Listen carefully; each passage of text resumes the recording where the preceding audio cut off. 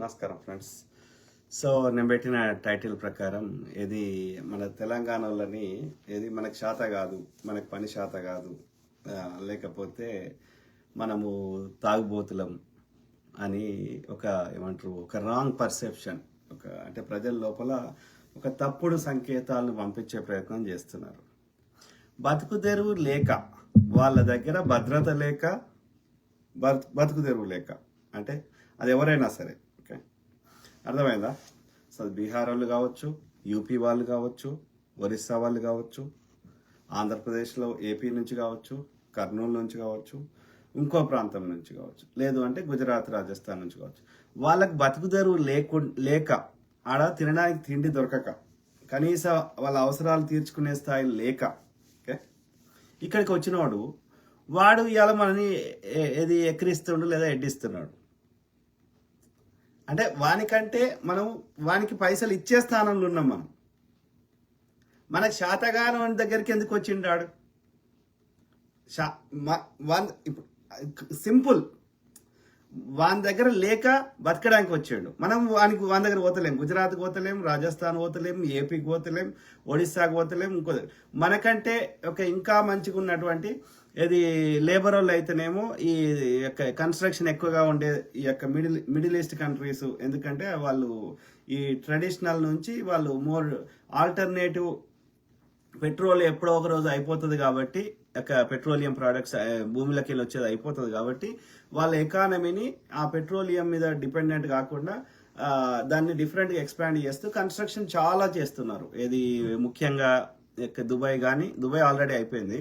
Dubai కాకుండా ఇప్పుడు Saudi Arabia, Qatar ఇట్లాంటి ఇస్లామిక్ దేశాలు, అక్కడ కన్స్ట్రక్షన్ ఎక్కువ అవుతుంది కాబట్టి లేబర్ రిలేటెడ్ కావాలి కాబట్టి మీరు ఎస్పెషల్లీ ఉత్తర తెలంగాణలో తీసుకోండి, అది కరీంనగర్ తీసుకోండి, కోరుట్ల, జగిత్యాల ఈ ప్రాంతాలు, లేదు అంటే ఉమ్మడి జిల్లాలు చెప్తున్నా, లేదు అంటే నిజామాబాద్ తీసుకోండి, ఓకే, ఎంతమంది ఇక లేదు మన రాష్ట్రం అయితే, ఇక వేరే రాష్ట్రాలు అయితే కేరళ తీసుకోండి. సో అట్లా ఎంతమంది ఈ యొక్క లేబర్ రిలేటెడ్ మన తెలంగాణ వాళ్ళు దుబాయ్లో కానీ ఈ మిడిల్ ఈస్ట్ కంట్రీస్లో ఉన్నారో చెప్పండి. ఇంకా అది కాకుండా ఈ వైట్ కాలర్ అంటే ఏమంటారు educated labour, skilled labour, okay, అంటే సాఫ్ట్వేర్ కానీ లేకపోతే డాక్టరు ఇట్లాంటి, అంటే చదువుకున్న లేబర్, ఓకే, ఆ స్కిల్డ్ లేబర్ ఏది H1 అంటే స్కిల్డ్ లేబర్, అంటే అది కూడా లేబరే కానీ కాకపోతే మెథడ్తోటి ఎక్కువ మెథడ్తోటి చేసే పని, ఓకే. సో ఈ స్కిల్డ్ లేబర్ అమెరికా, యూకే, ఈ యొక్క అభివృద్ధి చెందిన దేశాలు, యూరప్ కానీ అమెరికా కానీ, అంటే అంటే మనం శాతగానోళ్ళము, సన్నాసులం, దద్దమ్మలం అయితే, ఓకే, తాగుబోతులం అయితే, ఈ బతుకు తెరువుకి వచ్చిన వానికి వానికి బతుకు తెరువు ఎట్లా ఇస్తున్నాం, వాడిని ఎట్లా పోషించగలుగుతున్నాం? Common sense. మన సంపద వాడు ఎత్తుకోబోతుండే గుజరాత్, రాజస్థాన్, కానీ వాడే ఖర్చు పెడతలేడు. అంటే వానికి తిండి పెట్టగలుగుతున్నాం మనం తాగుబోతులం, తిరుగుబోతులము, వాడు చెప్పిన పని శాతగాని వాళ్ళు వేరే వానికి తిండి ఎట్లా పెడతారు? ప్లస్ మన కూట్లే రాయిదేనుడు ఏట్లే రాయిదేనుడు పోతాడు అన్నట్టు మనకే శాతగాని వాళ్ళం, మనకే ఒకటి తెచ్చిపెట్టాల్సిన పరిస్థితి. మనం విదేశాలకు ఎట్లా పోగలుగుతున్నాం? చదువుకోని వాళ్ళు అయితేనేమో లేబర్ పనికి మిడిల్ ఈస్ట్ ఇస్లామిక్ కంట్రీస్ వెళ్తున్నారు, ఓకే, మిడిల్ ఈస్ట్ కంట్రీస్కి. అదే ఇది చదువుకున్న వాళ్ళు అయితేనేమో యూరప్ కానీ అమెరికాకు కానీ ఎలా వెళ్ళగలుగుతున్నారు? అక్కడ ఉన్న సాఫ్ట్వేర్లు కానీ మెడికల్ అన్ని రంగాల్లో అగ్రగామిలో ఎలా ఉండగలుగుతున్నారు శాతగానులు, సన్నాసులు, దద్దమ్మలు? అంటే మీ దోపిడీ కోసం మా తెలంగాణ మీద, మా కల్చర్ మీద, మా అస్తిత్వం మీద, మా యొక్క పర్సనాలిటీ మీద, మా యొక్క క్యారెక్టర్ అసాసినేట్ చేస్తామంటే ఎందుకు చూస్తూ ఊరుకుంటాము? చెప్పండి. ఈ ఆంధ్ర వ్యాపారస్తులు రాకముందు ఈ యొక్క ఏది నిజాములు 224 సంవత్సరాలు పరిపాలించారు మన హైదరాబాద్ని కట్టింది స్టార్ట్ చేసింది కుతుబ్ షాయిలు, ఓకే. ఇది కాకతీయుల కాలంలో ఇప్పుడున్న గోల్కొండ కోట అని, అప్పుడు గొల్లకొండ కోట అనేటోళ్ళు, అంటే గొల్ల కుర్మోళ్ళు ఆ గుట్ట మీద గొర్రెలు కాసుకునేటోళ్ళు. దాన్ని కాకతీయుల కాలంలో అది వాళ్ళ యొక్క పశ్చిమాన అది ఏమంటారు దాన్ని శత్రు రాజ్యం వాడు ఎవడన్నా వస్తున్నాడా అని చూడ్డానికి వాళ్ళ సైనికులకు పోస్ట్గా తయారు చేసారు ఇది కాకతీయుల కాలంలో. ఆ తర్వాత బహమని కాకతీయులకి ఈ యొక్క డక్కన్ సుల్తాన్లైన గుల్బర్గా కేంద్రంగా ఉన్నటువంటి బహమనీయులకి మధ్యలో యుద్ధం జరిగినప్పుడు వాళ్ళిద్దరి మధ్యలో సంధిగా ఏర్పడిన క్రమంలో ఈ యొక్క ముసునూరు కాపయ్య నాయకులు అంటే కాకతీయుల సామ్రాజ్య ప్రతాపరుద్రుని అయిపోయిన తర్వాత ఈ ముసునూరి కాపయ్య నాయకుల టైంలో ఏది ఈ బహమనీయులకు సంధిలో భాగంగా ఈ యొక్క ఇప్పుడున్న హైదరాబాద్ ప్రాంతాన్ని ఈ యొక్క వరంగల్ సామ్రాజ్యంగా పరిపాలిస్తున్న కాకతీయ సామ్రాజ్యంలో పాలకులు అంటే ముసునూరి కాపయ్య నాయకుల వాళ్ళు ఒక సంధి చేసుకొని ఈ హైదరాబాద్ ప్రాంతాన్ని ఈ డక్కన్ సుల్తాన్లకి బహమనీయులకి ఇచ్చారు. అర్థమైందా? అయితే ఈ హైదరాబాద్ ప్రాంతానికి ఆ యొక్క ఏమంటారు ఒక పరిపాలకుడిగా అంటే ఏమంటారు ఆ బహమనీయుల కిందనే ఏమంటారు ఒక ఐదు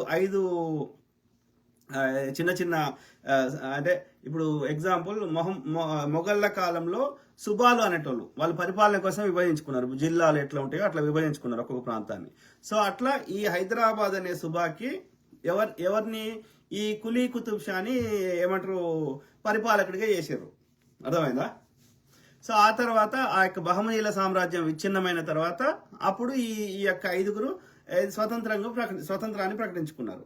ఎవరు? ఈ యొక్క మన యొక్క అహ్మద్ నగర్, గుల్బర్గా, ఈ గోల్కొండ, ఇంకో బీదర్, ఇంకోటి ఏదో ఉంది. సో 5. ఓకే, ఆ విధంగా 5 యొక్క డక్కన్ సుల్తాన్ సామ్రాజ్యాలు అని ఒక్క బహమనీ సామ్రాజ్యం నుంచి.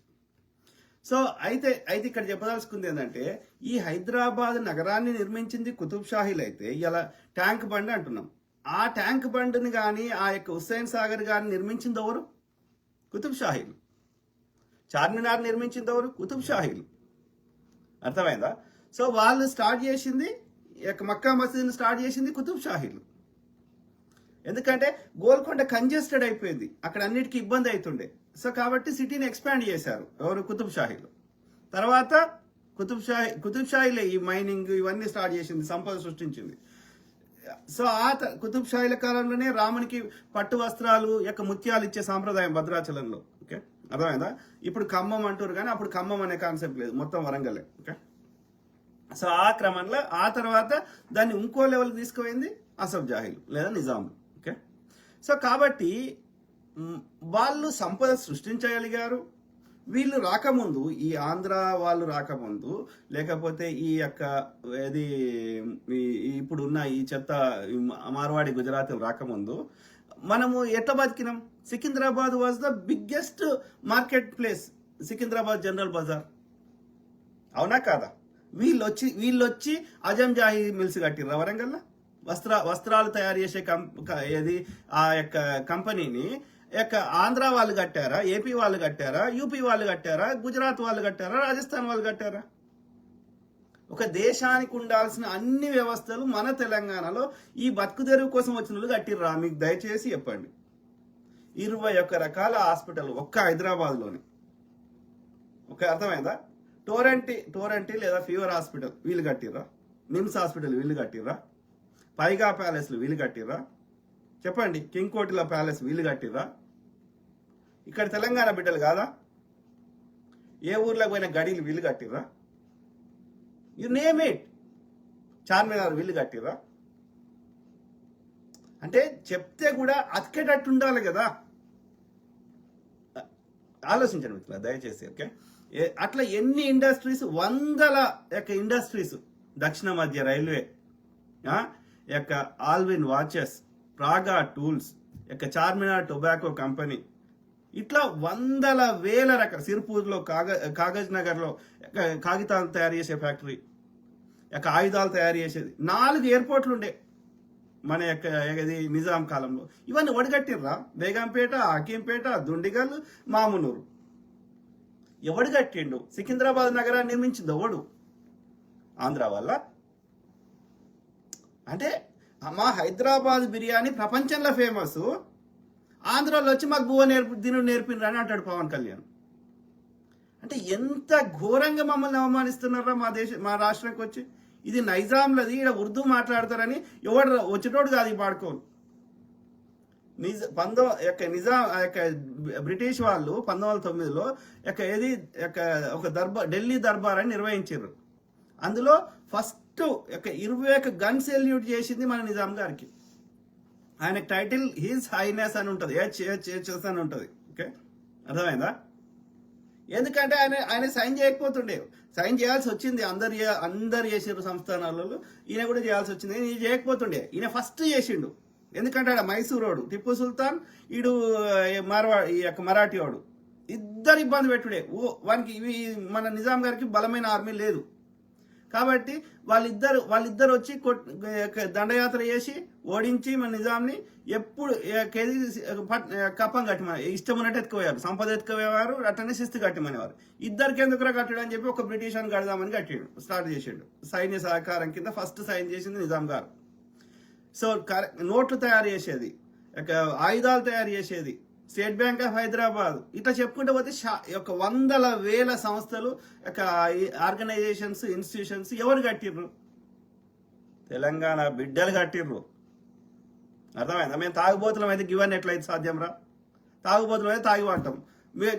నీ గతిలేకి ఇడికి వచ్చి మమ్మల్ని తాగుబోతంటే నేను ఎవరికి చెప్పుకోవాలి? నేను నెత్తినోరు కొట్టుకోవాలి, సావాలి. నిజంగా చెప్పండి, జెన్యున్గా చెప్పండి.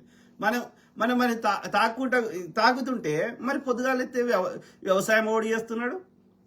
ఊర్లలో ఏ ఊరికన్నా పోదాం, ఊరికి పోదాం, లేకపోతే టౌన్కి పోదాం, హైదరాబాద్కి పోదాం, హైదరాబాద్ లోకల్ పోదాం, ఎక్కడికన్నా పోదాం. అంటే పెద్ద నగరాలు కానీ, మిడిల్ క్లాస్ స్మాల్ టౌన్స్ కానీ, లేకపోతే గ్రామీణ ప్రాంతాలు కానీ.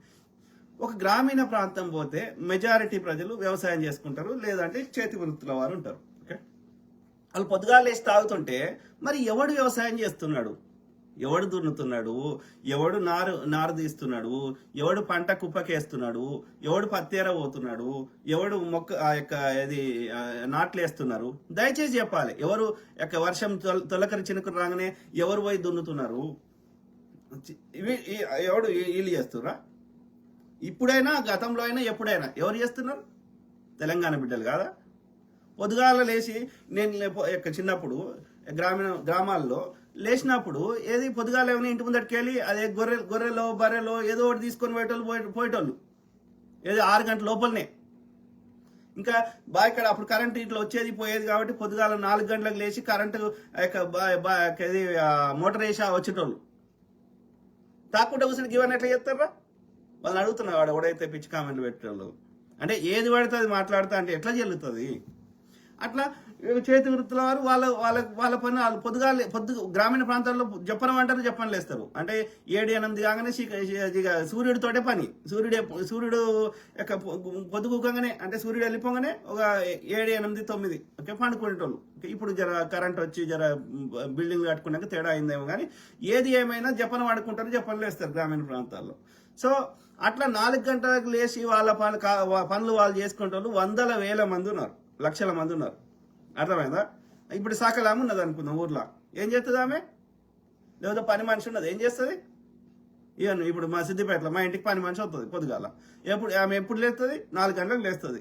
లేచి ఆమె 4 ఇళ్ళు చేసుకొని మళ్ళీ 10 వరకు పోతుంది. పోయి ఇంటికి పోయి మళ్ళీ బిడ్డ కొండి పెట్టుకొని, బిడ్డను బడికి పంపించుకొని, లేకపోతే కాలేజీకి పంపించుకొని ఆమె పనులు ఆమె చేసుకుంటుంది.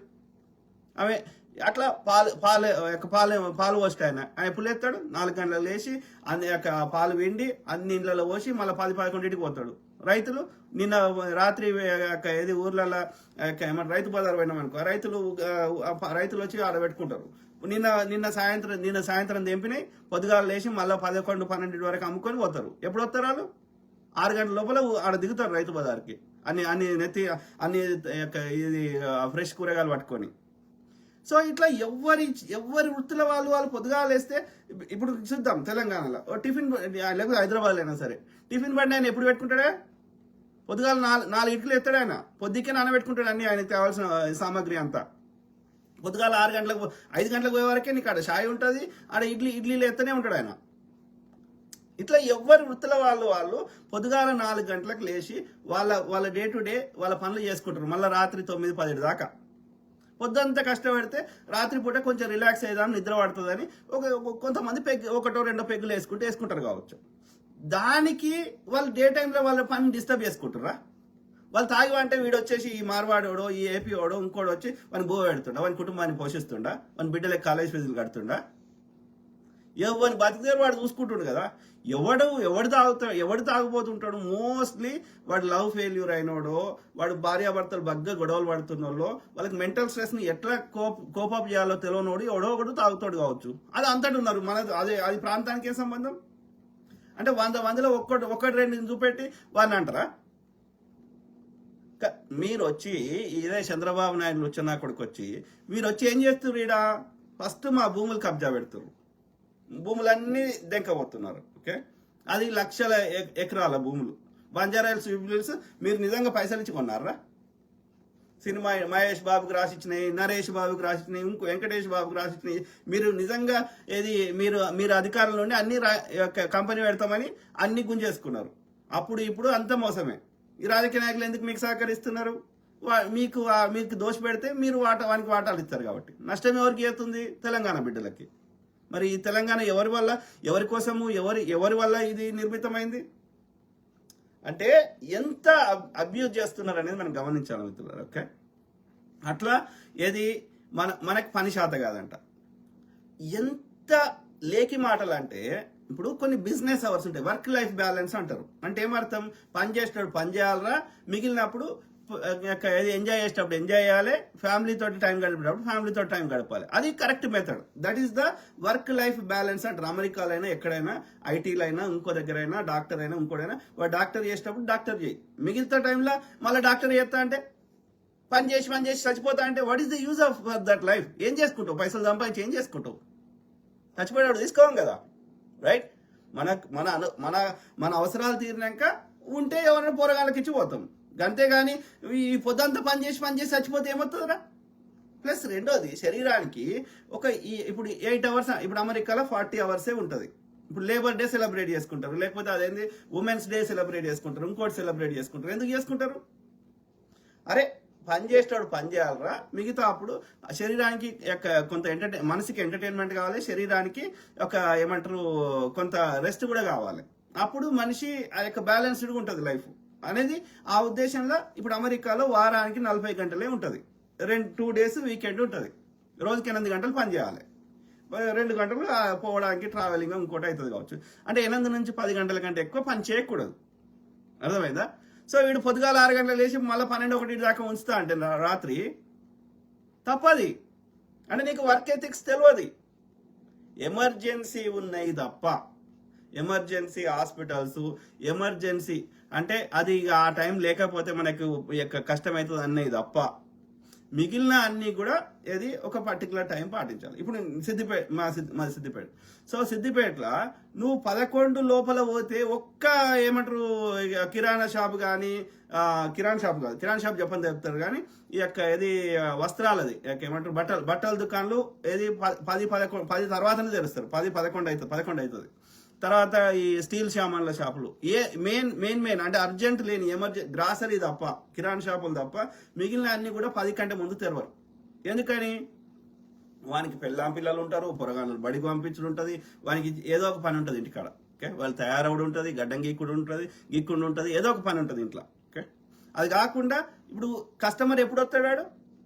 ఊర్ల నుంచి రావాలి. ఎప్పుడు వస్తారు? వాళ్ళు కూడా ఇంత బుక్కెడు తిని ఏది పెళ్లి సామాన్లు కొనుక్కుందామనో, పెళ్లి బట్టలు కొనుక్కుందాం, ఊర్ల నుంచి రావాలనుకుందాం, ఎగ్జాంపుల్ చెప్తున్నా, నియర్ బై.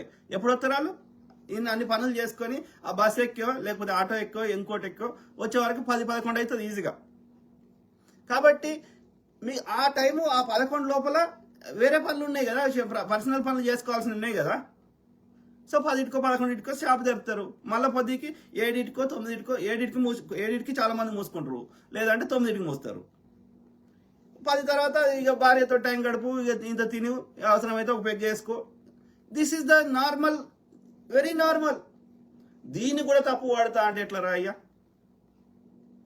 అంటే నాకు బాధ అనిపిస్తుంది. ఎందుకంటే నీవు పొద్దుగాల 6 గంటలకు లేచి రాత్రి 12-1 దాకా ఉంటా, అది దాని అంటారు వ్యాపారమే? అంటే నీకు వర్క్ కల్చర్ తెలియదు, ఎథిక్స్ తెలియదు, వర్క్ లైఫ్ బ్యాలెన్స్ తెలియదు. నువ్వు చేసేది ఏది జెన్యున్ దందా చేస్తలేవు, అన్ని ఫేక్ మాల్ తెస్తున్నావు, ఒరిజినల్ మాల్ అని అమ్ముతున్నావు. ఓకే, నువ్వు కాంపిటీషన్ ఉండకూడదని నీకు నష్టం వచ్చినా గానీ ఏది కాంపిటీషన్ ఆ యొక్క వాడు ఎదుటోడు షాప్ ఎత్తేసి దాకా వెయిట్ చేస్తున్నావు, వాడు ఎత్తేసినాక మళ్ళీ రేట్లు వేస్తున్నావు. నువ్వు ఏమంటారు బ్లాక్ దందా చేస్తున్నావు. ఒక్క తెలంగాణ నువ్వు హైర్ చేసుకోవు, నువ్వు ఇక్కడ దోసుకోవడానికి వచ్చినావు. మళ్ళీ ఈ అడ్డదారిలో దోసుకున్న సొమ్ము ఏమైనా ఇక్కడ ఖర్చు పెడతావా? ఇక్కడ ఉన్న ఎవరన్నా బతుకుతారా నీ వల్ల? మళ్ళీ అన్ని తీసుకొని ఆడికెత్తుకోవద్దు. నువ్వు వచ్చింది దొంగతనం చేయడానికి వచ్చినావు, దోపిడీ చేయడానికి వచ్చినావు, దోపిడీ చేసుకొని పోతున్నావు, బందిపోటు దొంగవి. మళ్ళీ వాడొచ్చి మనల్ని బెదిరిస్తా, మనం తిడతా, వాని భాష మనం మాట్లాడాలి, మన కల్చర్. వాడు ఎవడన్నా మార్వాడోడు ఏది మొన్న బోనాల పండుగ చేసుకున్నాడా? దసరా చేసుకుంటాడా? వాడు బతుకమ్మ చేసుకుంటాడా? ఇంకో పండుగ చేసుకుంటాడా? మన తిండి తింటాడా? వాడు నాశనం చేయడానికి వచ్చిండు, దోపిడీ చేయడానికి వచ్చిండు, దోపిడీ చేసుకుని పోతున్నాడు తప్ప వాడు ఈడొచ్చి దాండి ఆడతాడు. ఈడొచ్చి వాని హిందీ మనం నేర్చుకోమంటాడు, మన తెలంగాణ భాష నేర్చుకోడు, మన తెలంగాణ పండుగలు చేయడు, మళ్ళీ వచ్చి మన ఎక్కిరిస్తాడు, మనని కొడతాడు. అరే కమ్ జాతి వాళ్ళ అంటాడు. ఏడో జాతి ఏందిరా ఇది? దిస్ యాక్సెప్ట్ చేయకూడదు. అంటే ఇప్పుడు మనం నోరు మూసుకున్నాం అనుకో, రేపు మనము వాళ్ళ దగ్గర అడుక్కునే పరిస్థితి వస్తుంది. No we should not entertain that. Okay, అర్థమైంది మిత్రులారా? ఆలోచించండి. వాడు చేసే నాశనం చూడు, వీడు ఎట్లా మాట్లాడుతుండో చూసినాక నేను చెప్పింది మీకు అర్థమైంది కొంత. వాళ్ళు కులం పేరుతో దూషించారా లేదా, వాళ్ళు అక్కడ ఆధిపత్యం చెలాయించాలనుకున్నారా లేదా, వాళ్ళు జులుం చెలాయించారా లేదా అనేటువంటి విషయం అక్కడి నుంచి ఏమంటారు అక్కడ ఉన్నటువంటి ప్రజా సంఘాలు వచ్చి వాళ్ళని పరామర్శించారా లేదా, అదే బాధితులు బయటకు వచ్చి చెప్పారా లేదా అనేటువంటి టాపిక్ ని మనం తీసుకుంటే గనక వీళ్ళు ఉద్యమాన్ని తక్కువ పట్టడం కోసం ముస్లింలు, హిందువులు, క్రైస్తవులు ఇది పంచాయతీ చేస్తారు. ఓకే రైట్, వీళ్ళు అన్నట్టు రేపు అయ్యప్ప మాలను ఆంజనేయ స్వామి మాల వేసుకుంటారో వీళ్ళకి ఓకేనా? పర్వాలేదా? మేము ప్రజా సమస్యల గురించి మాట్లాడుతుంటే, తెలంగాణ జరుగుతున్న నష్టం గురించి మాట్లాడుతుంటే ఆయన ఆ మతము ఈయన ఈ మతం ఎందుకు వస్తుందిరా? ఎవడు ఏ మతాన్నైనా మొక్కు. అసలు అది పర్సనల్ బిలీఫ్ సిస్టమ్. దాంట్లో ఎవడు ఉన్నాడో ఎవడు లేడో, ఎవడైతే లేడు. నా దృష్టి అయితే ఒకప్పుడు ఉండే కానీ ఇప్పుడు లేరు. ఇప్పుడు ఎవడైతే ఆడెవడో లేడు. సరే, అది అయినా సరే ఎవరికి నచ్చింది ఆడు మొక్కుంటే వాళ్ళ దానికి ఇప్పుడు మతం గురించి కాదు కదా మన గొడవ, మన బతుకుదేరు గురించి కదా, మన అస్తిత్వం గురించి కదా, మన కల్చర్ గురించి కదా. ఎవరు మొక్కుంటే అది నా ఇష్యూ కాదు కదా. నాకు నచ్చిన నేను మొక్కుంటే వాడు ఎవడే మాట్లాడాడు కదా. దాని విషయాన్ని ఏదైతే మనం అడుగుతున్నామో ఆ విషయాన్ని చర్చించకుండా ప్రతిదానికి మతం రంగేందుకు? I don't understand. ఆలోచించండి. ఇక్కడ ఉన్నటువంటి వ్యాపారుల, ఇక్కడ ఉన్నటువంటి కులవృత్తుల, ఇక్కడ ఉన్నటువంటి బీసీ కులాలు ఏవైతున్నాయో వాళ్ళు రెండే బీజేపీ అంధభక్తులు కానీ, బీజేపీ మీద సానుభూతి పరులు కానీ, అంటే దోపిడీ మెంటాలిటీ ఉన్న వాళ్ళే బీజేపీ సపోర్ట్ చేస్తారు. First thing. ఓకే, వాళ్ళు ఎంతసేపు వాళ్ళ దోపిడీ నుంచి దృష్టి మరల్చడానికి రెండు వాడతారు. అయితే కాంగ్రెస్ మీద బురద వెళ్తారు, లేదు అంటే చరిత్ర మీద బురద వెళ్తారు, లేదు అంటే ప్రతిదాని హిందూ ముస్లిం అని చేసుకొస్తారు. ఇది తప్ప మనకి ఏ సమస్య ఉందో దాని గురించి చచ్చినా చర్చ చేయరు. Very unfortunate. ఆత్మహత్యలు తీసుకుంటా ఉన్నారు, స్వర్ణకారులు రోడ్లు ఎక్కారు. 10 ఏళ్ల కాలంలో 20 మంది స్వర్ణకారులు చనిపోయారు. చెరువులో చేపలు పట్టడు తప్ప, షేర్లో తాళ్ళెక్కడు తప్ప మిగతా వృత్తులన్నీ నార్త్ నుంచి వచ్చినటువంటి వ్యాపారస్తులు చేసుకుంటున్నారు. అందుచేత మీరు ఏ వ్యాపారం చేసుకున్నా అంతెందుకు ఇట్లా వాడు జై ఎల్లమ్మ అన్నాడు, జై పోషమ్మ అన్నాడు, వాడి జై శ్రీరామ్ని మన మీద రుద్దుతాడు. అది జై శ్రీరామ్ అనే ఒక పదం కాదు, అది ఇట్స్ నాట్ ఎ వర్డ్. వాని ఆధిపత్యాన్ని, వాని కల్చర్ని, వాటిని మన మీద రుద్దే ప్రయత్నం చేస్తున్నాడు. వాని భాషని, వాని యొక్క మొత్తం వాడు మనది అంగీకరించాడు. వాడు జై ఎల్లమ్మ అనమన్, బోనాలు చేయమన్, సకినాలు తినమన్, నో తెలుగు మాట్లాడమన్, లేదు వాడిది రుద్దాలి మన మీద. అంటే దట్ ఇట్ సెల్ఫ్ సేస్ నీవు నీలాగా బతకకూడదు. మళ్ళీ ఇది మన వాడికి పోయి ఎత్తలేము, మనం గుజరాత్ రాజస్థాన్ పోతలేము, వాడు మన దగ్గరకు వచ్చి చేస్తున్నాడు. అంటే ఎంత కావరము, ఎంత ఆధిపత్య ధోరణి ఆర్యుంది అర్థం చేసుకోవాలి. ఆర్య బనియాలు, ఆర్య బ్రాహ్మణులు, వాళ్ళిద్దరికి సంబంధించిన పార్టీయే బీజేపీ, ఆర్ఎస్ఎస్ సంస్థ అయినా పార్టీ అయినా. ఓకే, దాన్ని నడుపుతుంది. అలా డెసిషన్ మేకింగ్ చేసేవాళ్ళు జంబికాతులు పట్టుకుని పొరగాళ్ళు బీసీలు ఉంటారు. ఎందుకంటే వీనికి బిర్యానీ ఓపిస్తాడు కాబట్టి వాడు అడ్డదారులు దోసుకున్న దాన్ని కానీ అలా నిర్ణయం చేసేటోళ్ళు దోసుకుంటోళ్ళు ఎవరు? ఆర్య బనియాలు, ఆర్య బ్రాహ్మణులు, బీజేపీ ఆర్ఎస్ఎస్లో దుర్మార్గులు. స్థానికతలకు అవకాశాలు కల్పించండి. పక్కనున్నటువంటి ఆంధ్ర పెత్తందారులకు వ్యతిరేకంగా పోరాటం చేశాం. వందలాది మంది మా విద్యార్థులు ప్రాణత్యాగాలు చేశారు. కాబట్టి ఎంత దుర్మార్గులు చూడమంటారా? ఆంధ్ర షుగర్స్ ఉంటది, నిజాం షుగర్స్ ఎంత ఫేమస్, చంపేశారు ఆంధ్రలో. సికింద్రాబాద్ జనరల్ బ్రదర్స్ చంపాలని చందనా బ్రదర్స్, బొమ్మనా బ్రదర్స్ లేపిందెవరు? ఆంధ్రలో. ఏంది ఇది? ఏంది? మళ్ళీ మాకు వ్యాపారం తెలియదు అంటాడు. వ్యాపారం తెలియకపోతే మీరు రాకముందు ఏం చేసినామరా? మేము గాడిదలు కాసినాం. మీ దగ్గర గతి లేక మా దగ్గర అన్ని మంచిగా నేను మీరు వచ్చి మళ్ళీ మాది మంచిగా లేదంటే ఎట్లరా? వాడికి 1953లో మద్రాసు రాష్ట్రం నుంచి విడిపోయినాక కర్నూలు రాజధానిగా ఆంధ్ర రాష్ట్రం ఏర్పడ్డది. గుడారెలు వేసుకొని ప్రకాశం పంతులు అంటే ఆయన ముఖ్యమంత్రిగా ఆంధ్ర రాష్ట్రానికి తొలి ముఖ్యమంత్రిగా పనిచేసాడు. 53 నుంచి 56 దాకా వాళ్ళకి జీతాలు ఇవ్వడానికి పైసలు లేవు, భవనాలు కట్టుకోవడానికి, పరిపాలనా భవనాలు కట్టుకోవడానికి పైసలు లేవు. గతి లేక అందరం తెలుగు మాట్లాడేటోళ్ళం అందరం అని చెప్పి భాషా ప్రయుక్త రాష్ట్రాలు అని చెప్పి తొంపు పెట్టుకొని ఇడికొచ్చి మొత్తం దోసుకున్నారు ఆంధ్రలో. నీ గతి లేనోడు వచ్చి మాకు తెలియదు అంటే మీకు తెలియనోడు ఇవన్నీ ఎట్లా కట్టుకున్నాం మేము? మా హైదరాబాద్ బిర్యానీ వరల్డ్ ఫేమస్ ఎట్లయింది? మా కుబ్బానికా మీటా వరల్డ్ ఫేమస్ ఎట్లయింది తెలియనోనికి? మా ఇరానీ చాయ్ వరల్డ్ ఫేమస్ ఎట్లయింది? మాకేం తెలియని వాళ్ళకి? మాకు బువ్వదినుడు తెలియనోడు బిర్యానీ ఎట్లా చేస్తారా? అంటే చెప్పితే కూడా మా చెవుల తామర పూలు పెడతా అంటే కూడా కొంచెమని అతకాలి కదా. బోసిడికే ఆలోచించగలుగుతున్నారు. ఆంధ్రోడు అట్లనే చేసిండు అన్నాడు అంటే దాన్ని ధర్మేసినాం. ఓకే, ఏది అట్లీస్ట్ పరిపాలన మనం స్వయం పరిపాలించుకుంటున్నాం.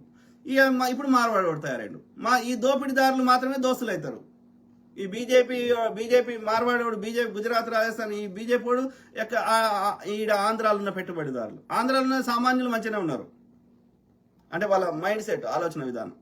కానీ ఆంధ్ర పెట్టుబడిదారులు, ఈ గుజరాతీ పెట్టుబడిదారులు, దోపిడీదారులు దోస్తీ చేస్తున్నారు. ఎందుకంటే ఇద్దరు కలిస్తే మంచిగా దోపిడీ చేసుకోవచ్చు. దొంగ నా కొడుకు తన్ని ధర్మేస్తాం. ఒక్కొక్క బిజినెస్ అన్ని కలబెడితే ఏం చెప్తారా? మా తెలంగాణలో పెట్టుకుంటాం.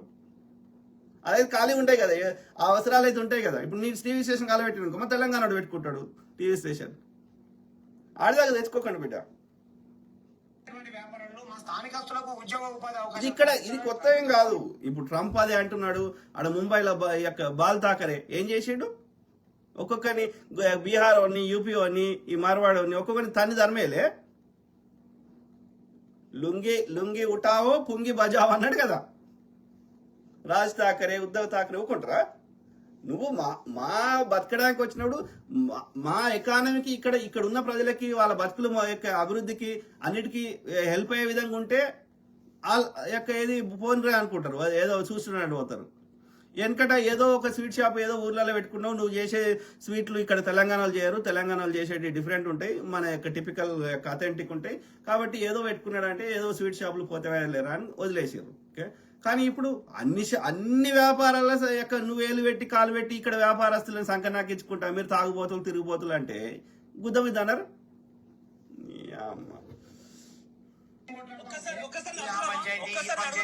ఒక్కసారి క్వశ్చన్ అడుగుదామా? జిగ్నేష్ గారు, స్థానికులకు ఉపాధి కల్పించండి, స్థానికులకు అవకాశం కల్పించండి. సో మీరు నిర్వహించే సంస్థలు ఎంతమంది స్థానికులు ఉన్నారు? లేలే తప్పకుండా. ఇప్పుడు గుజరాతీ మార్వాడి ఒక మాట చెప్తే మీరు బాధపడవద్దు సార్. ఇప్పుడు గుజరాతీ మార్వాడీలు పొద్దున 6 o'clock లేచి దుకాణం ఇస్తారు, 7 o'clock వరకు పూజ చేసుకొని కూర్చుంటారు. ఇక్కడ మనోళ్లకు 1000 రూపాయలు సంపాదించేది 2000 వస్తే తాగి పండుకుంటారు. చూడండి ఎంత ఘోరంగా మాట్లాడిన ఆయన. 6 గంటలకు 7 గంటలకు లేచి దుకాణంలో కూర్చుంటారంట. తప్పది. ఎమర్జెన్సీ ఉన్నాయి అయితే తప్ప, అంటే కిరాణా షాపులు లేకపోతే ఇంకేమైనా హాస్పిటల్ ఎమర్జెన్సీ, అది కూడా ఎమర్జెన్సీ హాస్పిటల్, రెగ్యులర్ హాస్పిటల్ కాదు. ఓకే, చాలా హైదరాబాద్లో నేను చాలా చూసిన క్లినిక్లు సాయంత్రం 6 నుంచి 8 లోపల 10 అట్లా తెరుస్తారు. ఓకే, రామ్నగర్లో, రామ్కోటిలా చాలా చోట్ల చూసిన. తెరిస్తే ఈ యొక్క లేబర్ వాళ్ళు ఎవరైనా పొద్దుంతా పని చేసి వచ్చి సాయంత్రం పూట అక్కడ చూయించుకుంటారు. సో కాబట్టి దాని అవసరము కాదు. నువ్వు అందరు వండుకునే టైంలో, అందరికి పర్సనల్ టైంలో పనులు ఉన్న టైంలో నువ్వు తెరిస్తే యూఆర్ డిస్టర్బింగ్, శాంతి భద్రతలకు విఘాతం అవుతుంది అది. ప్లస్ అక్కడ సౌండ్లు వస్తుంటే, వాహనాలు వస్తుంటే వాళ్ళు ఆడ ఉన్న ఇళ్లలో పైన ఉండేటోళ్ళు పడుకునే వాళ్ళకి డిస్టర్బ్ అవుతుంది. కదా. ఇప్పుడు నైట్ అనేది ఒక దానికి పెట్టిర్రు, డే అనేది ఇంకో దానికి పెట్టిర్రు. సో అంతా యాక్టివ్ ఉన్నప్పుడు ఇక చేసే పనులు కొన్ని ఉంటాయి. నైట్ పూట రెస్ట్ తీసుకోవడం ఇట్లాంటివి ఉంటాయి. ఎప్పుడు పడితే అప్పుడు ఇక దానికి టైం అనేది ఉండదా? I don't understand. అది తప్పది. 6 గంటలకి 7 గంటలకి గంట పొద్దుగాల షాప్ ఎందుకురా? 10కి తెరువు, 11కి తెరువు, ఏమవుతుంది? కొనుక్కోడా? 2 గంటలు ఆగి కొనుక్కోడా అవన్నీ కావాల్సినవి? అంత ఎమర్జెన్సీ ఏముంటాయి? మాల్ ఎప్పుడు తెరుస్తారు? 10-11 తెరవరు. బ్రేక్ చాయ్ తాగేది బ్రేక్ఫాస్ట్ తప్ప, హాస్పిటల్ అంటే పెద్ద హాస్పిటల్ ఎమర్జెన్సీకి అవి వేరే తప్ప, మిగిలిన ఎందుకు జరుపుతారు? 10, 9, 10 తర్వాతనే జరుపుతారు. ఏం అవసరం? 2 గంటలు ఆగి కొనుక్కోరా వాళ్ళు? డే అంతా ఏం చెప్తారు? పొద్దుగాల 10 నుంచి రాత్రి మళ్ళీ 10 దాకా. పొద్దుగాల 6 గంటలకు దుకాణం తెరిచి కూర్చోండి ఎందుకు? దొంగ నాకు ఎవడో ఎంతమంది వస్తారు? ఇంకా పొద్దుగాల 6 గంటలకు నువ్వు చూడు, వాని లెక్క తీయమను, డేటా తీయమను. అరే పొద్దుగాల నువ్వు చెప్తున్న 6 గంటల నుంచి 10 గంటల లోపల ఎంతమంది కస్టమర్లు వచ్చిర్రు, 10 తర్వాత ఎంతమంది వచ్చిర్రు చెప్పురా లెక్క అని అడగాలి వాడిని. ఈగలు దొంగకొట్టరు వాళ్ళు. పొద్దుగాల ఎవడు రాడు, ఎవరి పనులలో వాడు బిజీ ఉంటాడు. వేస్తున్నా కొడుక, నువ్వు తప్పు చేసుకుంటా నీకు వర్క్ లైఫ్ బ్యాలెన్స్ తెలియకుండా మళ్ళా నీకు ఏది పద్ధతి ఒక పద్ధతి పాడు లేకుండా నువ్వు చేసే ఆ యొక్క ఏమంటారు అది ఏమంటారు ఒక తప్పు ప్రవర్తనని మా మీద రుద్దు. మేము కూడా అట్లా చేయమంటే కరెక్ట్ కాదు.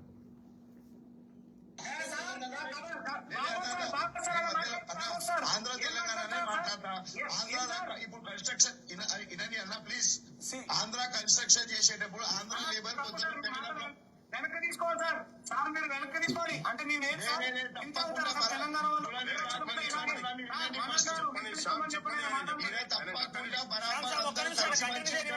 గుజరాతీ మార్వాడి ఊర్లకే తీసుకోలేదు. మా ఆఫీస్ లోనే 12 మంది ఇక్కడ తెలంగాణ వాళ్ళు పని చేస్తున్నారు.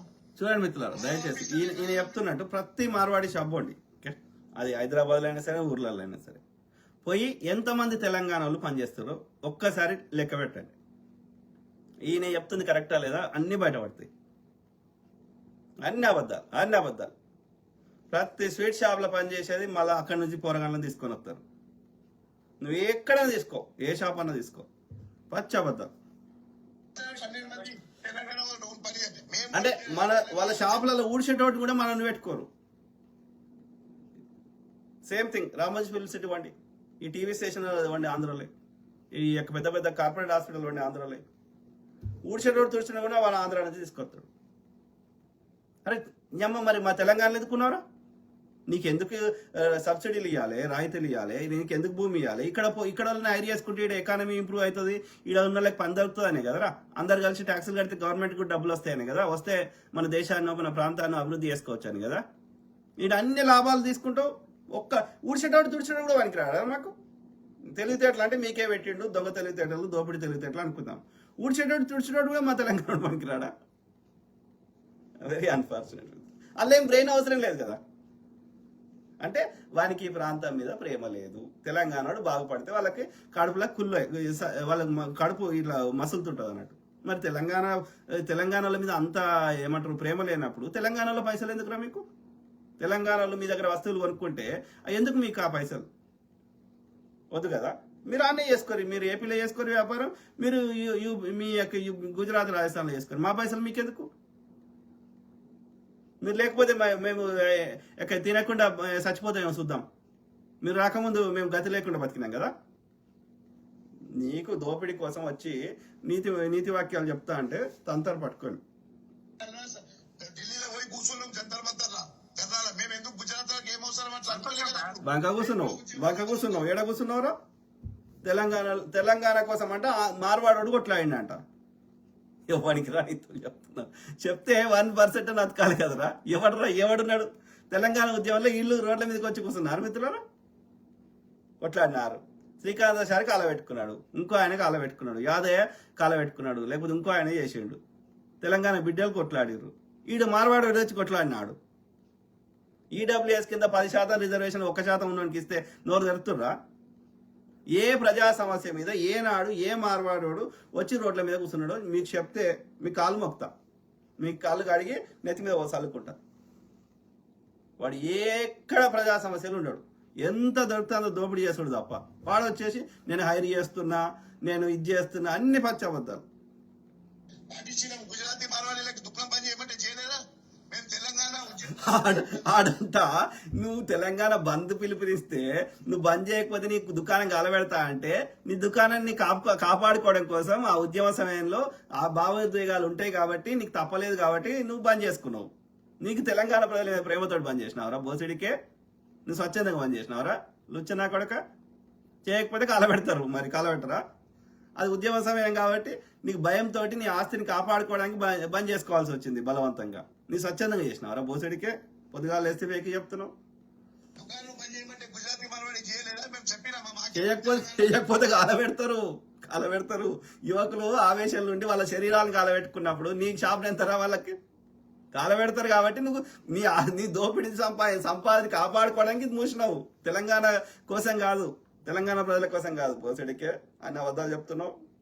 మాది కర్మభూమి, ఇది జన్మభూమి. గుజరాత్ ఉంటే కర్మభూమి, మాది తెలంగాణ. దొబ్బేయ్, జన్మభూమికి దొబ్బేయ్. నీ కర్మభూమి కాదు అది, నీ దోపిడి భూమి అది. దాంట్లో చెప్తారు ఫస్ట్ జన్మభూమి అయిపోయినాక మెయిన్ ఇంపార్టెంట్ కర్మభూమి ఉంటుంది సార్. మాకు అన్నం దొరికేది ఇక్కడికెళ్ళి, ఈ తెలంగాణకెళ్ళి మాకు అన్నం దొరుకుతున్నాయి. మేము కష్టపడుతున్నాం, పని చేస్తున్నాం, మా వృత్తి బిజినెస్. మేమేం చెప్తున్నాం? గాడుదలు పడుతున్నాం రా బోసడికే. మేమేం చేస్తున్నాం? మేము కూడా కష్టపడుతున్నాం.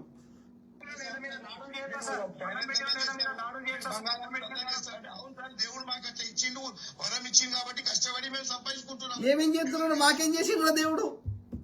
ఎంత కష్టపడుతుర్రా పాపం. ఎంతమంది సూసైడ్ చేసుకుంటుర్రు?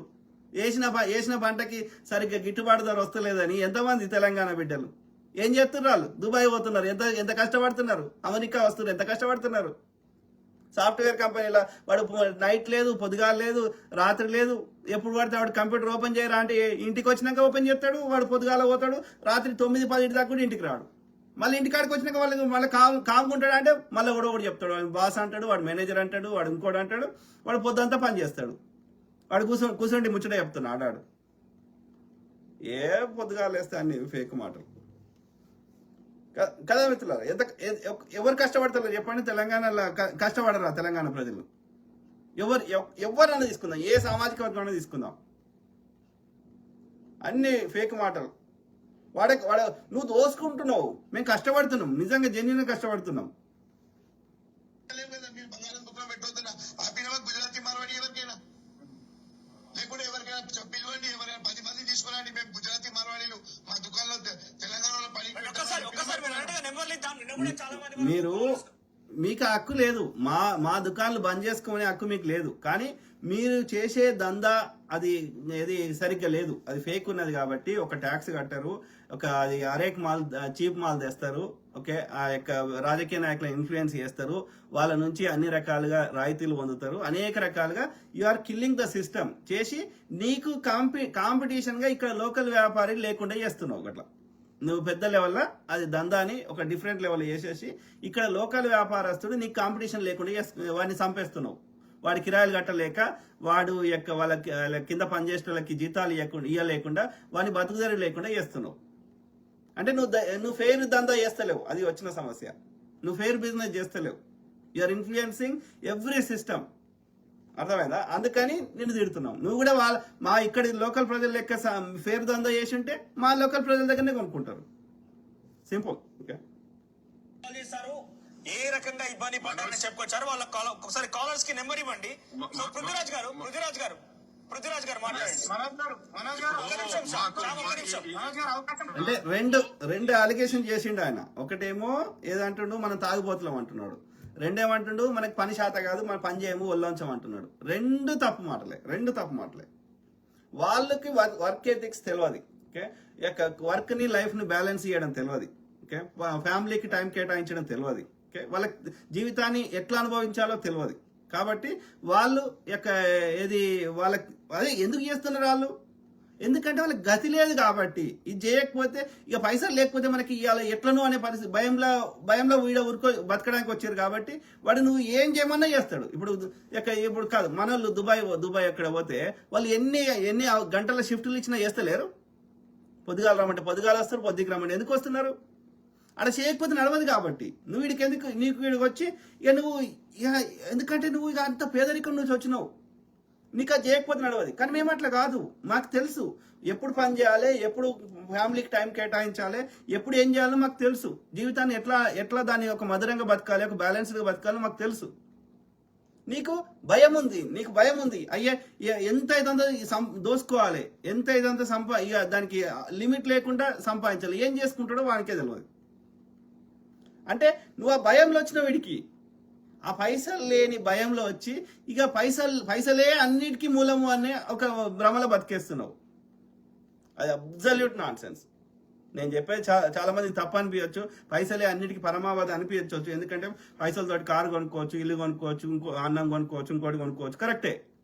కానీ అన్నం తిన్నాక, ఓకే, నీ కడుపు నిండినాక, లేకపోతే నీకు ఒక కారు వచ్చినాక, నీకు ఒక ఇల్లు వచ్చినాక, నీ అవసరాలు తీరినాక ఇక అదనంగా వచ్చే పైసలకి ఏం విలువ ఉంటుందో నాకు చెప్పండి, దయచేసి చెప్పండి. నీకు ఒక కారు ఉంది, కొనుక్కున్నావు, నువ్వు కష్టపడావు, అప్పు తీసుకుని ఎట్లా కొనుక్కున్నావు, అప్పు తీర్చుకున్నావు, నీకు కారు ఉంది, ఓకే. ఇక తర్వాత ఇంకా 10 కార్లు కొనుక్కో, ఏం చేసుకుంటావు? ఒక మనిషి ఎటే టైం ఒకటే కారు నడుపుతాడు కదా, మిగిలిన 9 కార్లు ఎవడు మెయింటైన్ చేయాలి? ఆ 9 కార్లు 9 మంది వంచి పెడితే 9 మంది నడుపుకుంటారు కదా, నీ ఒక్కరిని ఏం చేసుకుంటావు? కుళ్ళిపోతుంది కదా. ఇవాళ ఈ కడుపులో ఈ పూటకి ఎంత పడితే అంత తింటా, అంతకంటే ఎక్కువ పెడితే ఏమవుతుంది? నేను హాస్పిటల్లో షేరింగ్ చేయాలి, అవునా కాదా? అంటే అది ద సింబాలిక్. ఏంది? నా కడుపు నిండినాక ఆడ ఎంత తట్టెడు అన్నం ఉన్నా అది తెల్లారితే పాసిపోతుంది తప్ప, కుళ్ళిపోతుంది తప్ప, దానివల్ల నాకు ప్రయోజనం లేదు. డబ్బులైనా అంతే, మన అవసరాలు తీరినాక అవి చెత్త కాగితాలే. నేను తప్పు చెప్తే మీరు కూర్చుండి ఆలోచించుకోండి. కాబట్టి మన అవసరాలకు ఎంత మన అవసరాలు తీరుతాయో గంత సంపాదించుకుంటే చాలు. అంతకంటే ఎక్కువ కోసం ఆరాటపడి జీవితాన్ని అనర్థం చేసుకోవద్దు. ఎందుకంటే ఆ ధనవంతుని కూడా ఆ 6 అడుగుల ఆ యొక్క అల్లనే బొందిల్నే అల్లనే పాతి పెడతారు, ఈ పేదవాడిని కూడా అల్లనే పెడతారు. వాడు చచ్చిపోతాడు, వీడు చచ్చిపోతాడు. ఇంకా వాడు ధనవంతుడు, వాడు ఎక్సర్సైజ్ లేకుండా, ఫిజికల్ యాక్టివిటీ లేకుండా, మెంటల్ స్ట్రెస్ వల్ల, అడ్డదారులు డబ్బులు సంపాదించాలని మెంటల్ స్ట్రెస్ వల్ల, లేకపోతే శరీరాన్ని ఎక్కువ హూనం చేయడం వల్ల వాడు ఇంకా జపనది వస్తున్నాడు. డయాబెటీస్లు వస్తున్నాయి, మెంటల్ డిసీజ్ వస్తున్నాయి, వాడు జపనది వస్తున్నాడు. మరి ఏం చేసుకుంటావు? నువ్వు సంపాదించింది ఎవరికొకరికి రాసిచ్చిపోతావు. ఎవరి పేరు మీద ఉన్నదో నీ పేరు మీద రాసుకుంటున్నావు. నువ్వు చచ్చిపోయినాక నీ పేరు మీద ఉన్నదో ఎవరికో రాసిస్తున్నావు. నువ్వే తీసుకోలేవు కదా చచ్చిపోయేటప్పుడు. అన్నప్పుడు నీ బ్యాలెన్స్ లైఫ్ ఉండి ఒక చిన్నవి కూడా ఎంజాయ్ చేస్తూ, ఓకే, లైఫ్ని అన్ని రకాలుగా ఫ్యామిలీకి టైం కేటాయిస్తూ, నీ చిన్న కోరికలు ఉంటే తీర్చుకుంటూ మిగిలిన టైంలో పని చేసుకో. నీ పని చేయంగా నీ అవసరాలు తీరిపోయినాక ఏదైనా మిగిలితే నీ పొరగాళ్ళకి ఇచ్చిపో. సింపుల్ కదా. లైఫ్ని ఎందుకు కాంప్లికేటెడ్ చేసుకుంటున్నావు? అంటే నీకు లైఫ్ యొక్క ఇంపార్టెన్స్, జీవితం యొక్క మాధుర్యం తెలియకుండా నువ్వు బతుకుతూ, నువ్వు ఒక మీనింగ్ఫుల్గా మేము బతుకుతే మమ్మల్ని ఎడ్డిస్తావు. వీళ్ళందరూ కౌన్సిలింగ్ ఇవ్వాలి వాడుకోలకి. వర్క్ లైఫ్ బ్యాలెన్స్ అంటే ఏందో వీళ్ళకి చెప్పాలి, ఈ పిచ్చి నా కొడుకులకి. ఈ ప్రాంతము అన్నం పెడుతుంది అని అన్నాడు. అన్నం పెట్టేటోళ్ళ మీదనే ఇంత తాగుబోతులని మాట్లాడారు. తెలంగాణ ఆయన అన్నం పెట్టేటోళ్ళ మీద సున్నం పెడుతున్నాడు ఆ దరిద్రుడు. ఈ పెద్ద మనిషి గుజరాత్ మార్వాడికి సంబంధించినటువంటి పెద్ద మనిషి, పెద్ద మనిషి ఆయన మాట్లాడుతున్నాడు. తెలంగాణ ప్రజలు ఆగి పంటారు అని ఇప్పుడు ఆయన మాట్లాడారు. మనోజ్ గారు ఇప్పుడు కూడా చెప్తున్నారు. చూసిన అవచ్చులారా, వీని ఎట్లా అనాలి? ఈయన గాడి కొడుకుని మీరు చెప్పండి. తెలంగాణ వాళ్ళు కష్టపడరంటే నేను ఇన్ని ఎగ్జాంపుల్ చెప్పిన. గ్రామం నుంచి, టౌన్ నుంచి, ఇంకా ఇవాళ మా అయ్యి ఉన్నాడు. ఆయన తెలిసిన పని చేసి మా ముగ్గురు, నాకు 2 చెల్లెలు, నేను ముగ్గురిని చదివించాడు.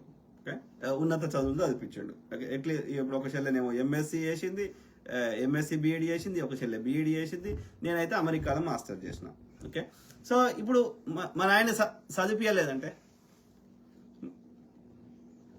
చదివించలేదంటే అది ఆయన మరి ఏం వీకిండి?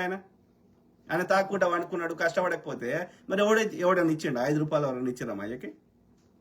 ఫీజులు కట్టిండు, మమ్మల్ని ఈ స్థాయికి తీసుకొచ్చాడు కదా. అట్లా ప్రతి తల్లిదండ్రులు చేస్తారు కదా.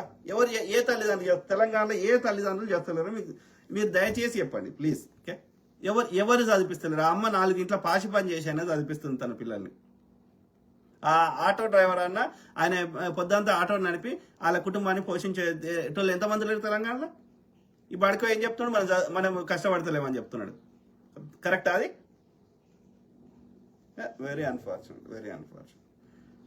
దరిద్రులు మన ప్రాంతంకి వచ్చి మనల్ని అదేనా నిజమని చెప్పాలి కదా. Not acceptable. ఒక నిమిషం ఆయన ఇంకేమో స్టేట్మెంట్ పాస్ చేస్తున్నారు. ఒక నిమిషం జిగ్నేష్ ఇంకేదో స్టేట్మెంట్ పాస్ చేస్తున్నారు. జిగ్నేష్ గారు ఇంకేదో స్టేట్మెంట్ పాస్ చేస్తున్నారు. చెప్పండి. ఒక్క నిమిషం ఆయన ఇంకేదో స్టేట్మెంట్ పాస్ చేస్తున్నారు. ఇంకొక స్టేట్మెంట్ పాస్ చేస్తారు ఆయన. జిగ్నేష్ గారు చెప్పండి. మీరు కష్టపడినట్టుగా ఎవరు కష్టపడరు అంటున్నారా? కష్టపడేది కాదు సార్, మేమేమంటున్నాం అంటే మేము కష్టపడేది ఏంటంటే మాకు వేరే ఏం ఆలోచన ఉండదు సార్. పొద్దున్న పెట్టి దుఃఖం బిజినెస్ చేసుకోవాలి. ఇందాక మీరు అంటున్నారే మేము కష్టపడ్డట్టుగా ఎవరు కష్టపడరు అనేది పాస్ చేస్తాం. అవును సార్, వాస్తవం. ఇప్పుడు ఆంధ్ర తెలంగాణలో మీకు చిన్న ఎగ్జాంపుల్ ఇస్తున్నా. ఇప్పుడు ఆంధ్రాలో లేబర్ తీసుకొస్తే ఆయన కన్స్ట్రక్షన్ లో పొద్దున్న 7 నుంచి రాత్రి 8 వరకు కూడా చేస్తారు.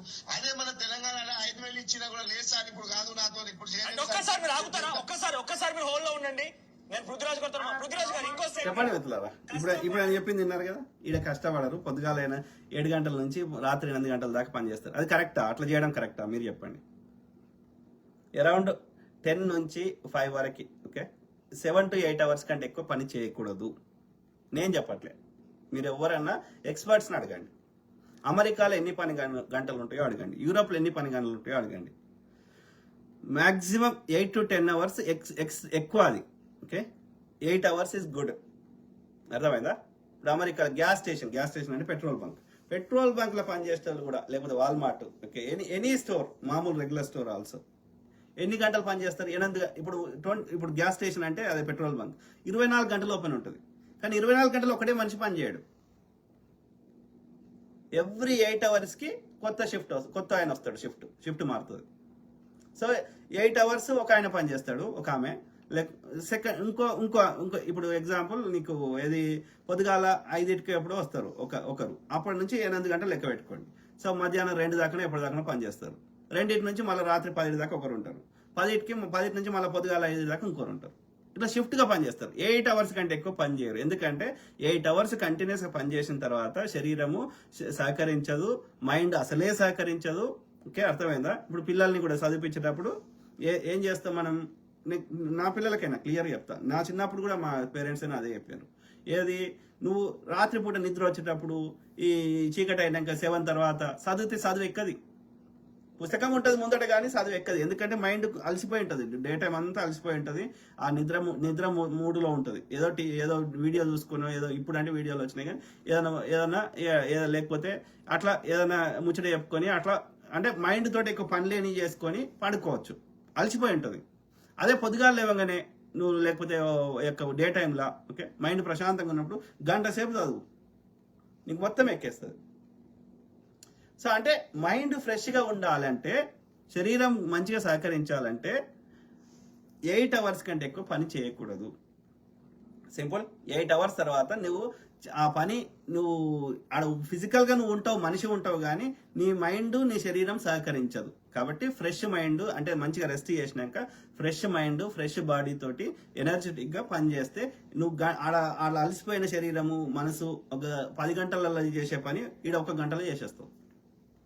కాబట్టి అందుకే వాళ్ళందరూ డాక్టర్లు, సైంటిస్టులు, ఎవరైతే ఈ సైకాలజిస్టులు, మానసిక ఏమంటారు విశ్లేషకులు, కౌన్సిలర్స్, ఇట్లాంటి అంటే శరీరం గురించి పూర్తిగా అవగాహన ఉన్న వ్యక్తులు, ఓకే, అట్లనే ఈ లేబర్ ఇండస్ట్రీ వాళ్ళు, వీళ్ళందరూ ప్రభుత్వంలో ఉన్న పెద్దలు, సామాజిక కార్యకర్తలు అందరూ ఆలోచించి వాళ్ళు ఈ రూల్స్ తెచ్చిర్రు అన్నట్టు.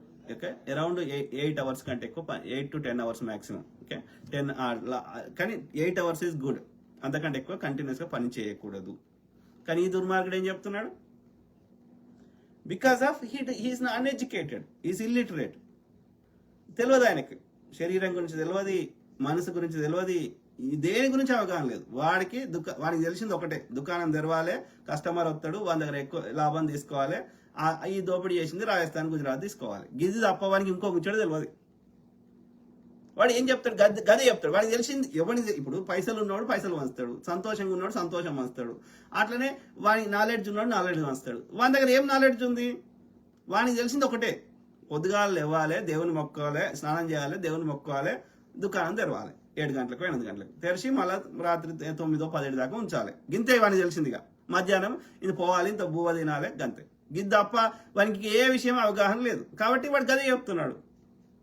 అది కాదు కదా, వాడికి తెలుస్తలేదు అంతే. He does not know. I show pity on him. Sir అవమానిస్తున్నారు, మా నేలను అవమానిస్తున్నారు మీరు. సార్ మా తెలంగాణ ప్రజలు అవమానిస్తున్నారు సార్ మీరు. శ్యామ్ ఒక్క నిమిషం, పొద్దు గారు మాట్లాడండి. శ్యామ్ ఒక్క నిమిషం, మీరు తప్పు దానికి జిగ్నేష్ గారు ఒక్క నిమిషం. మీకు ఆల్రెడీ మాట్లాడడానికి అవకాశం ఇచ్చాను నేను, దానికి సమాధానం చెప్పాలి కదా. ఒక్క నిమిషం మీరు ఆగండి జిగ్నేష్ గారు, మళ్ళీ మీ దగ్గరకు వస్తా మాట్లాడుతున్నారు కానీ మీరు కన్ఫ్యూజ్ చేయకండి. పృథ్వీ గారు మాట్లాడండి. Insurance companies don't want you to know this. Homeowners, if your insurance rates keep going up like mine.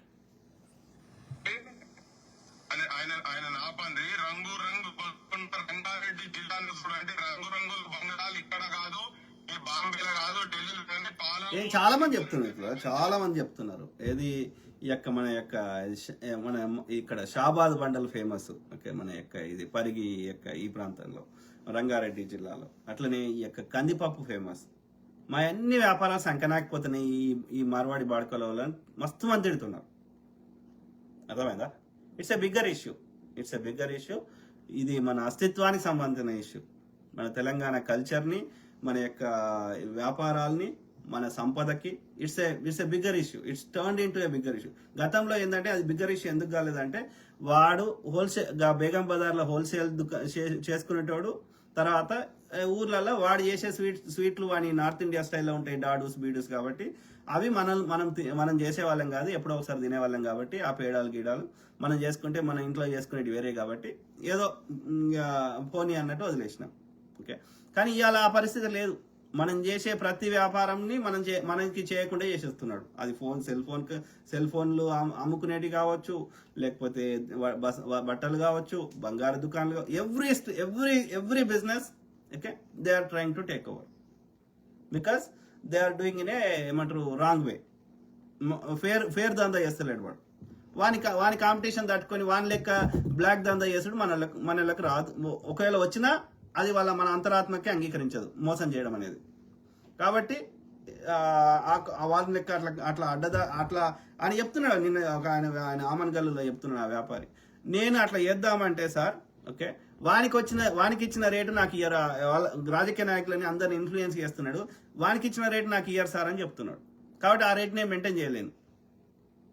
ఇది పరిస్థితి.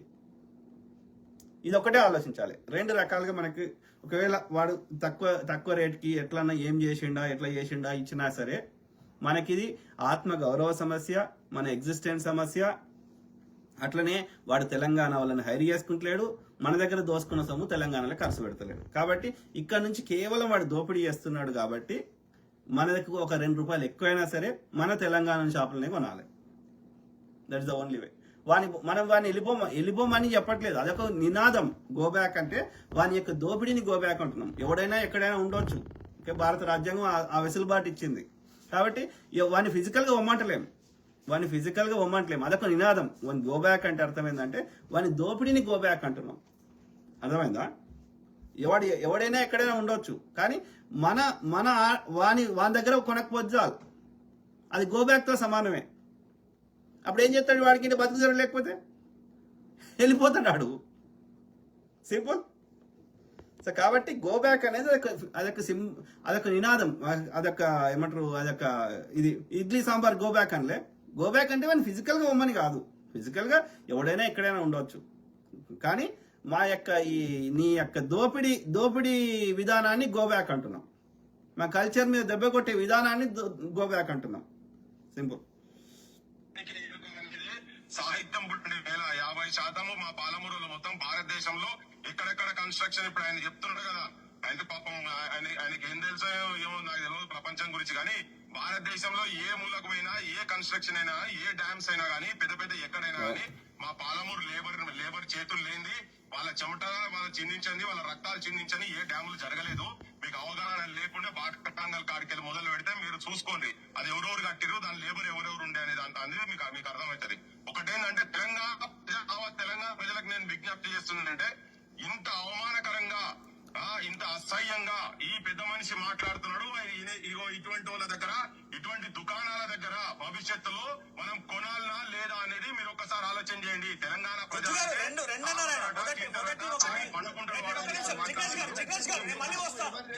అన్నదానికి సమాధానం తీసుకున్నాం. మీరు అన్నదానికి సమాధానం తీసుకున్నాం. ఒక్క నిమిషం నేను ప్రజల విజ్ఞప్తి చేస్తాను. జిగ్నేష్ గారు ఒక్క నిమిషం అన్నదానికి సమాధానం ఒకటే మిత్రులు వింటారు కదా, వాళ్ళ ఆలోచన విధానము, వాళ్ళు మాట్లాడే తరిక, మన మాట తరికను బట్టి మన ఇంటెన్షన్ ఏందో తెలుస్తుంది. కాబట్టి నా సలహా ఏంటంటే, ఈ మార్వాడి గుజరాత్ వాళ్ళ దగ్గర, అంటే మార్వాడి వాడు అంటే రాజస్థాన్ వాడు, గుజరాత్ వాడు, ఓకే, ఇంక ఈజీగా హైదరాబాద్లో ఉన్న వాళ్ళకి అర్థం కావాలంటే ఈ సుల్తాన్ బజారు, కోటి, బడిచౌడి ఇదంతా గుజరాత్ వాళ్ళు ఉంటారు. సుల్తాన్ వాళ్ళు వెనకాల వాళ్ళ ఇల్లులు ఉంటాయి. ఓకే, నేను నా ఇంటర్మీడియట్ మొత్తం అక్కడనే చదువుకున్నా 2 years రామ్కోటి. ఓకే, సో అక్కడ మొత్తం ఈ గుజరాత్ వాళ్ళు ఉంటారు. ఇంకా ఆ అఫ్జల్ గంజ్, ఆ బేగం బజార్ పోతే ఈ మార్వాడలు ఉంటారు. అది గతంలో ముచ్చట. ఇప్పుడు అంతటా ఉన్నారు. ఓకే, లేదు అంటే ఊర్లలో స్వీట్ షాపులు ఉంటాయి, కానీ ఇప్పుడు అంతటా ఉన్నారు. ఓకే, ఫస్ట్ అయినా ₹1000 వస్తే ఖర్చు పెడతారు, తాగడానికి ఉపయోగిస్తారు ఒక స్టేట్మెంట్. తర్వాత రెండవది ఎక్కువ కష్టపడరు, తర్వాత చూద్దాంలే అనుకుంటే వదిలేస్తారు. మేం కష్టపడి తీరు కష్టపడరు అని రెండో స్టేట్మెంట్ పాస్ చేస్తారు ఆయన. రెండు అబ్జల్యూట్ రాంగ్ స్టేట్మెంట్స్. తెలంగాణ ప్రజలకి చాలా కష్టపడతారు. ఓకే, అర్థమైందా? పొద్దుగాల వ్యవసాయం నుంచి మొదలు పెడితే ఈ లేబర్ బాండెడ్ లేబర్ కంటే ఎక్కువ పని చేస్తున్న వాళ్ళు పాపం ఎన్నో కష్టాలు పడుతున్నారు. ఆ యొక్క మిడిల్ ఈస్ట్ కంట్రీస్ పోయి ఎవర్రా? తెలంగాణలో కాదు. ఎంతమంది ఊరేసుకుంటున్నారు రైతులు? తెలంగాణలో కాదు. కష్టపడకపోతే వాళ్ళ చేనుల వాళ్ళకి భూ వీళ్ళు పెడుతున్నారు. Absolute non sense. తాగుడైనా ఆ పని గంటలైనా అది బ్యాలెన్స్ కోసం, అది యొక్క స్ట్రెస్ ని రిలీఫ్ కోసం తప్ప, అది ఒక వర్క్ లైఫ్ బ్యాలెన్స్ తప్ప మేము చాలా కరెక్ట్ చేస్తున్నాం. ఓకే, మీకు తెలియదు, మీకు ఎట్లా వర్క్ లైఫ్ బ్యాలెన్స్ చేయడం మీకు తెలియదు, మీరు వేస్ట్ కాదు. రెండు స్టేట్మెంట్ ₹1000 తాగి పండినట్టు తెలంగాణలో తాగి పంటారన్నట్టే కదా ఇప్పుడు ఆయన మాట్లాడింది. కష్టం చేసి చేత కాదన్నట్టే కదా ఆయన మాట్లాడింది. ఇప్పుడు తెలంగాణ ప్రజలు తెలుసుకుంటున్నారు. తప్పులేదు, తాగితే తప్పులేదు. బోనాల పండుగ అవుతుంది, సెలబ్రేషన్, తాగుతాం, తప్పేముంది? తప్పులేదు. దసరా వచ్చింది, తాగుతాం, సెలబ్రేషన్. అంటే మైండ్ని ఎట్లా ఏది ప్రశాంతంగా ఉంచుకోవడం. పొద్దంతా పని చేసినాం, కొద్దికో పెగ్గేసుకుంటారు, తప్పేముంది? చుట్టపొడి వచ్చిండు, తాగుతాం, తాగి ఒక పెగ్గేసుకొని తిని 1 గంట 2 గంటలు రెస్ట్ చేస్తాం. రోజు చేయం కదా అది. రోజు చుట్టం రాడు కదా, పండుగ రోజు రాదు కదా. మీకేమైతుంది? పడుకునేటప్పుడు పొద్దంతా పని చేసి రాత్రి పండుకునేటప్పుడు ఒక పెగ్గు తాగి అన్నం తిని పడుకుంటే నీకేం వచ్చింది? పొద్దంతా పని చేసేయండి కదా. I don't understand. నా పర్సనల్ లైఫ్తో నీకేం పని? కాదు, వాళ్ళు పని చేయకపోతే ఎవడు తిండి పెడుతుండే వాళ్ళకి? మార్వాడు పెడతలేడు కదా, గుజరాత్ వాడు పెడతలేడు కదా. వాళ్ళకి తెలియదా పని చేయకపోతే వాళ్ళ పోరగాళ్ళకి ఫీజులు ఎట్లా కట్టుకుంటారు? వాళ్ళకి తిండి ఎట్లా పెడతారు? వాళ్ళకి చిన్న చిన్న కోరికలైనా వాళ్ళకి ఎట్లా తీరుస్తారు? పొరగాడు జర పెద్దగా ఏంటంటే డాడీ బండి కొని అంటారు, అడికెళ్ళి తెచ్చిస్తారు. ఇప్పుడు సెల్ ఫోన్ అందరి దగ్గర ఉంది, సెల్ ఫోన్ కావాలంటారు, అడికెళ్ళి తెచ్చిస్తారు. నువ్వు ఇవ్వవు కదా. అలా తెలియదా పని చేయకపోతే పైసలు రావు, పైసలు రాకపోతే కుటుంబాన్ని పోషించలేమని తెలియదు వాళ్ళకి? లాంగమ్మ ఉండకూడదు.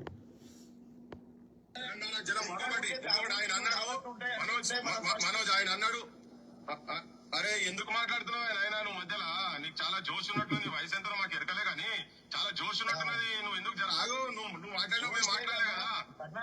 జిగ్నేష్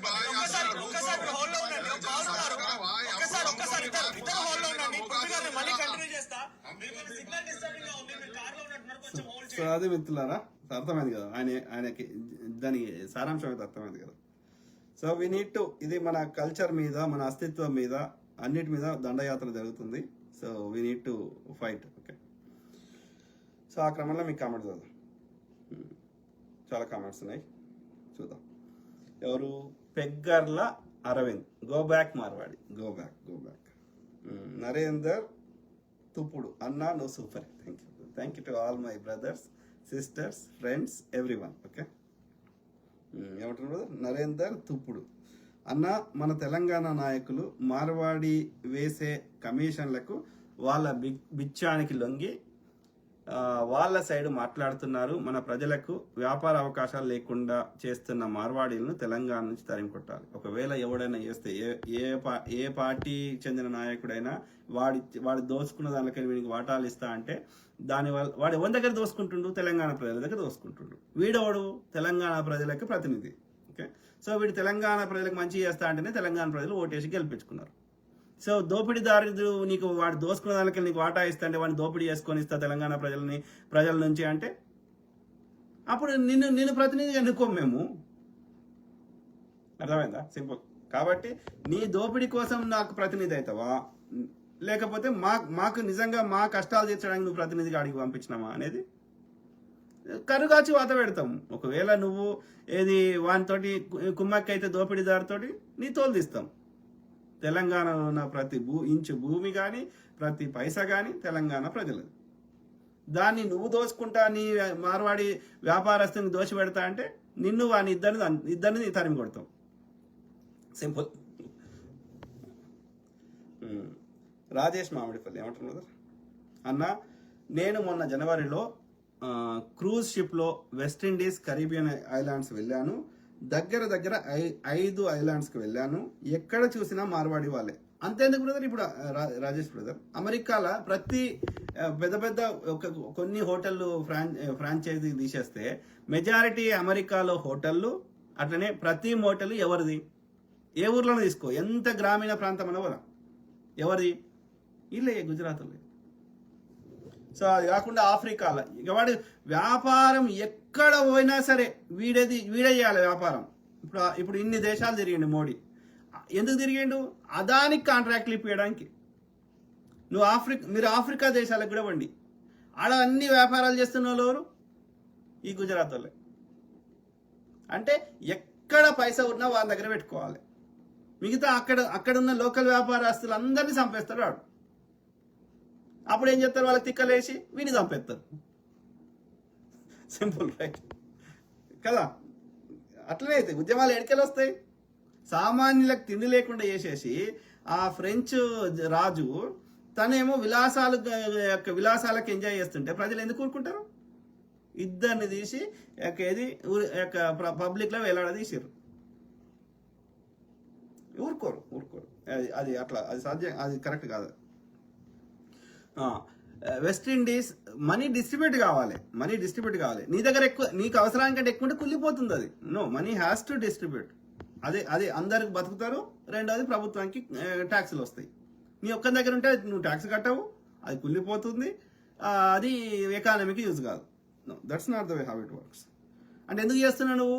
నువ్వు పైన ఉండాలని, నువ్వు అందరినీ కంట్రోల్ చేయాలని. That's not. ఆర్య బనియాలని, ఆర్య బ్రాహ్మణులని, వాళ్ళ ఆధిపత్య ధోరణి తనుడు ముక్కులకెళ్ళి వచ్చినాడు, ముడ్డిలకెళ్ళి వచ్చినాడు ఇబ్బంది పెడతా అంటే చూస్తూ ఊరుకోం. వెస్ట్ ఇండీస్ కరీబియన్ ఐలాండ్స్కి వెళ్ళాను. దగ్గర 5 ఐలాండ్స్కి వెళ్ళాను. ఎక్కడ చూసినా మార్వాడి వాళ్ళే. ఆ ఐలాండ్ మొత్తం ఆక్యుపై చేసుకొని ఒక సిండికేట్ వ్యవస్థలాగా విస్తరించి ధరలు పెంచారు. పాపం అక్కడ నల్ల వాళ్ళు, లోకల్ వాళ్ళు మొత్తుకుంటున్నారు. మా జీవనం ఇంతకు ముందు ఇలా లేదు.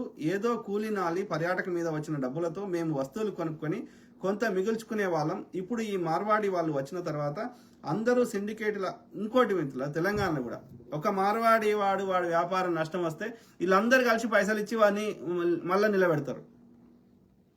మరి మన తెలంగాణ వ్యాపారస్తులకు ఎక్కడుంది ఆ యొక్క ప్రొటెక్షన్ మెకానిజం? కాబట్టి తెలంగాణ ప్రభుత్వాన్ని రిక్వెస్ట్ చేస్తున్నా, తెలంగాణ ప్రజల్ని హైర్ చేసుకుంటున్న వాళ్ళని, తెలంగాణలోనే వాళ్ళు వస్తువులు కొనుక్కుంటున్నటువంటి వ్యాపారస్తులకి మీరు అన్ని రకాలుగా సాయం చేయండి.